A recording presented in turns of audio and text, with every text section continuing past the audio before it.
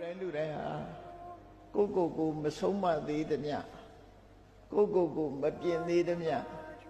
ဆရာမိဘတွေဘလောက်ပဲဆုံးမကိုဆုံးမနိုင်မှသာလေအရင်ခြေဆုံးသောပုဂ္ဂိုလ်ဖြစ်တယ်ကိုတမိုးထားလေးစားတဲ့ပုဂ္ဂိုလ်တိုင်းဟာ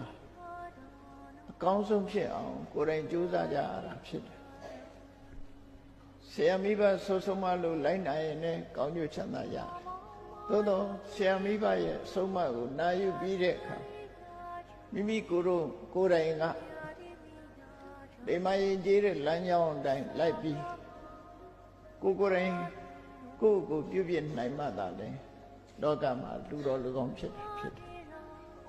မိဘဆရာဆုံးမတယ်ဆိုတာလမ်းညွှန်ပြရုံတသက်မျှတာဖြစ်တယ်ကိုယ်တိုင်လှုပ်တာမပါဘူးဆိုလို့ရှိရင်ပြစုံတဲ့ယဉ်ကျေးမှုဆိုတာမဖြစ်နိုင်တကယ်ပညာရှိသူတော်ကောင်းတွေမြတ်စွာဘုရားကိုယ်တိုင်ကလည်းတရားတွေကိုသတိပေးတဲ့စကားမိန့်ကြားခဲ့တယ်တုံမေဟိကိစ္စံအတ္တပံလို့တဲ့လှုပ်တဲ့ကိစ္စတွေကိုမင်းတို့ကဒီစူးစမ်းရမှာဖြစ်တယ်ငါကတော့လမ်းညွှန်ပြတ်ဆုံးမတဲ့ပုဂ္ဂိုလ်ပဲဖြစ်တယ်ဆို